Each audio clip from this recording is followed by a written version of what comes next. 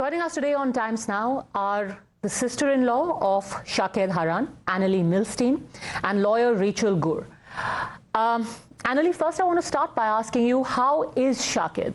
Does she have any news at all of her 11 family members even today? Shaked and also her brother, Yuval, my husband, they're both here together with me in Beersheba. We're all together, all completely shocked and devastated from what's happening, trying to do whatever we can to gather information, to get whoever we can to help us.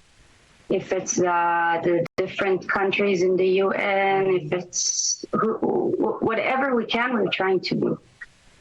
Annalie, it's only now that, most of the people saw those images from the music festival of the kind of rampage that the Hamas did there.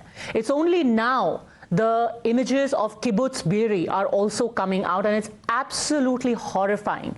But no one actually knows how things panned out. What happened that morning? Why was the magnitude of the kind of carnage that was carried out in Kibbutz Be'eri so much greater than some of the other places? What happened that morning?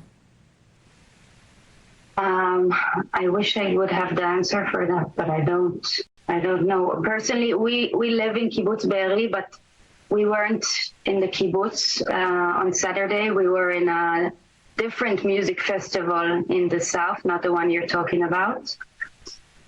And I don't have any answers for you. The only thing I can say is that it's one of the closest settlements to the border. That's why it was one of the first settlements that they got to. What happened, how it happened, no one was, I don't think anyone can answer this question. The only thing I can say is that I also have been seeing the images and all of the videos and the pictures that are now also for the first. Rachel, what's also quite tragic at this point is that we know, at least in the case of Shaked, there are children who have been missing, children have been taken away, and yet when there were reports coming out of Israel of how children have been targeted, a group of people are calling it disaster propaganda, saying, oh, there's no real confirmation about the targeting of children. This is just propaganda that is being spread. But children were targeted inside Kibbutz Be'eri, weren't they? Today we woke up in Kibbutz Be'eri to find that 30 babies' heads have been cut off. So yes, I think we can fairly say that children have been targeted. Pregnant women whose babies were cut out of their bodies and killed in front of them. Families who were mowed down, murdered one by one. And we know for certain children from the videos that the Hamas is putting out, children who are being used in Aza for the entertainment and the torment that it causes us. So I wish it were propaganda, but here in Israel, we have hundreds of babies with no heads because of the Hamas. This is way beyond that. But the Israeli army spokesperson was quoted as saying that it is not confirmed. This particular toll is not really confirmed, and that's what a lot of people are picking up and criticizing, media outlets for spreading fake news. We know that there are 1,000 bodies that have been found so far, and we haven't even succeeded in identifying all of them. And here we don't even need to rely on the IDF spokesman. We can simply look at the videos that Hamas has sent out from Gaza. They took great joy and pride in their actions, Facebooking live the murder of old women, filming them dragging children away from their parents' hands. I think that the picture Hamas are their own best spokespeople, and their pictures speak for themselves. Annalie, what has Shaked told you about that morning? Did she try and resist? How did she save herself? What can you tell us about the circumstances under which 11 family members have gone missing? So Shaked doesn't live in the kibbutz.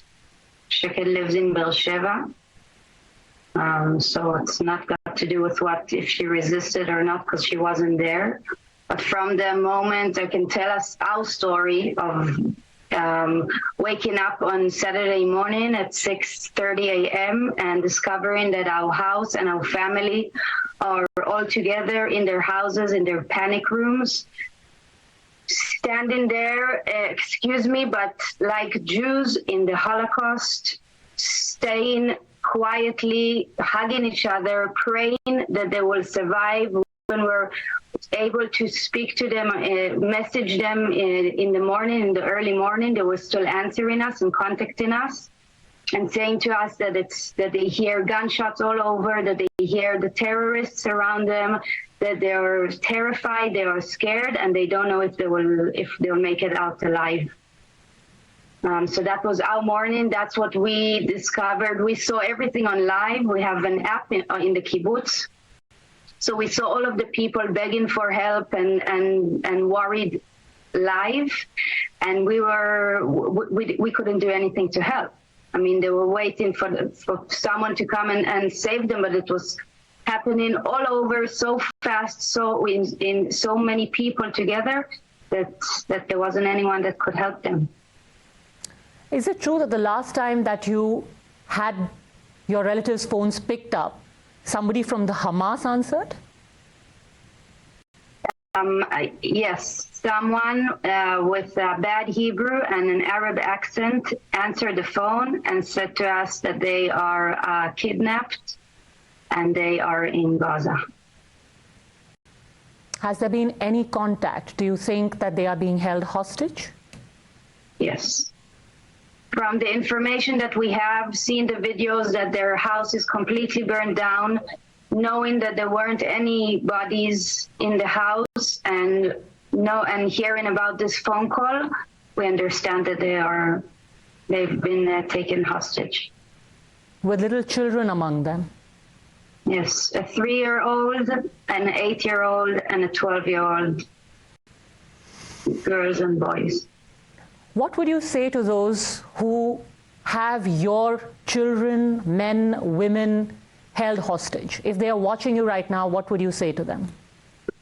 Please connect the humane part in you to the sensitive part in you. Think about your sisters, your mothers, your nephews, your nieces, your daughters. Just think as if it would have been you in these shoes. What would you want them to do? And please, please, please, just let them free, safe and sound, and let them come home to us. Please, that's all we want. This is the only thing we're thinking about doing. This is our only purpose at the moment. Just saving them, please. Whatever, I'm talking to them, I'm talking to the whole world.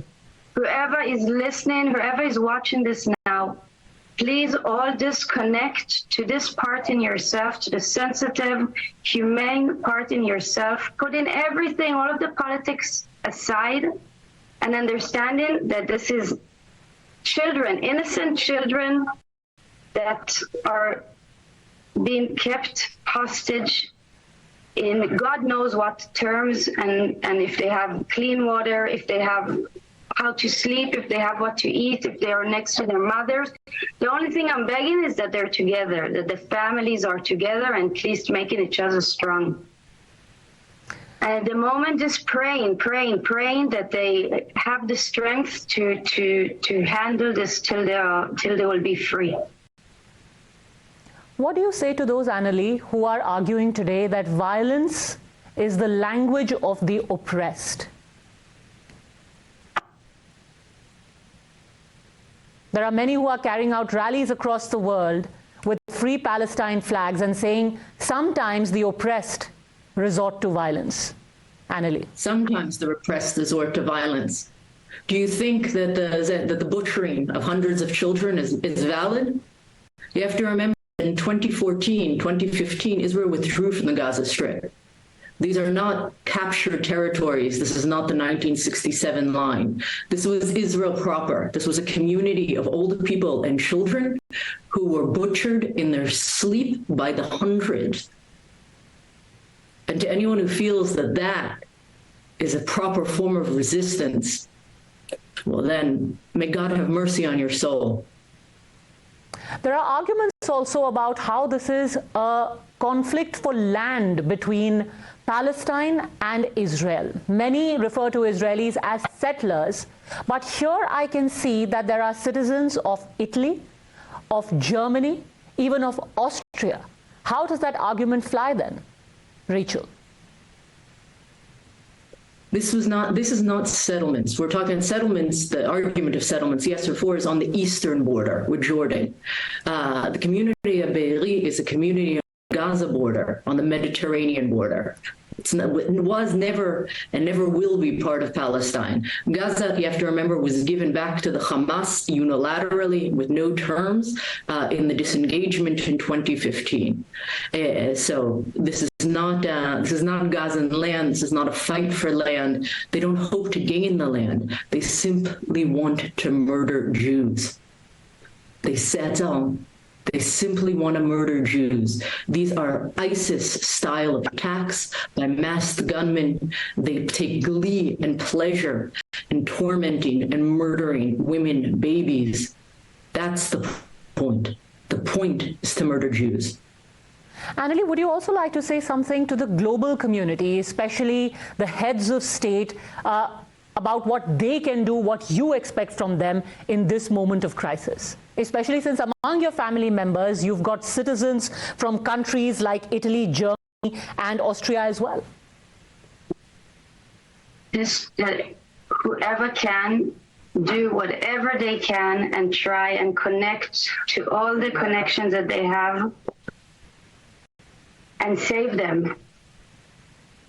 Just whatever, any from every country, if it's from the German, the Austrian, the Italian, the Israeli, the United States, doesn't matter what country, whoever has the connections and the ability to help us, just to try and do that, to try and do whatever they can.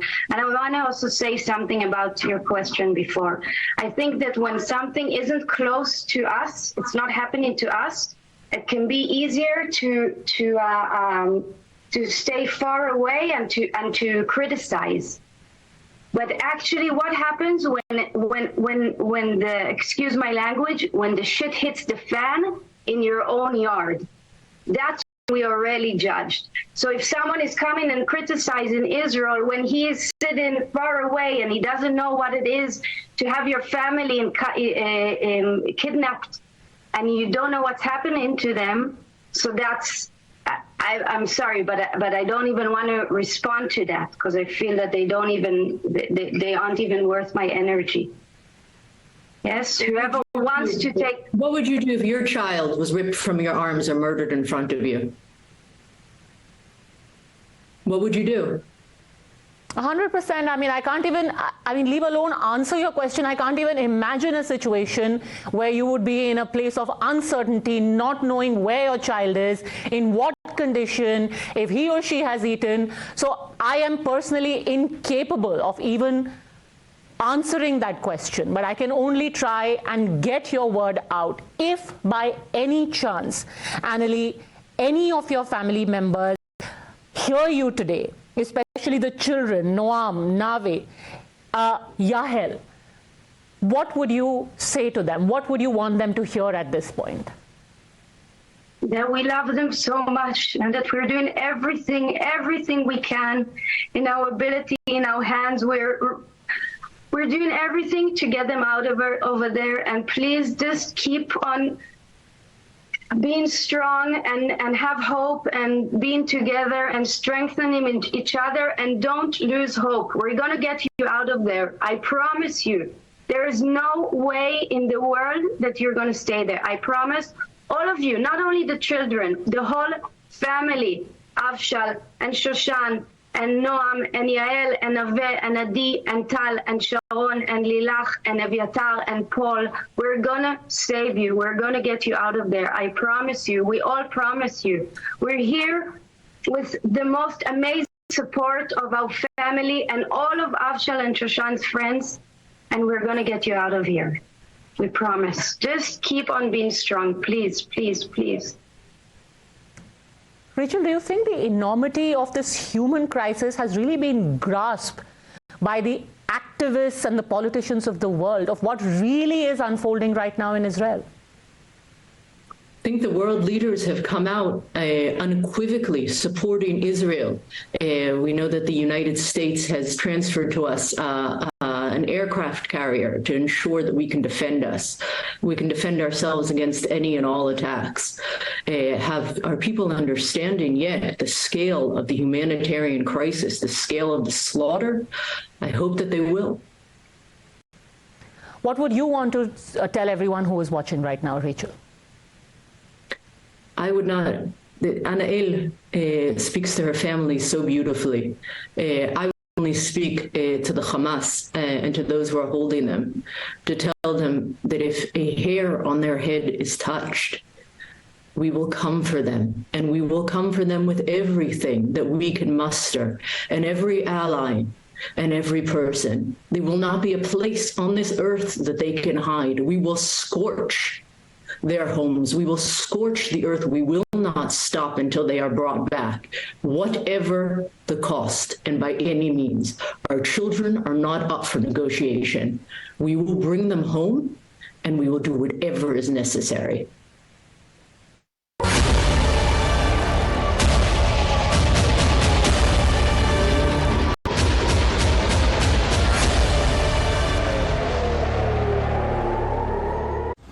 In association with Edelweiss Media.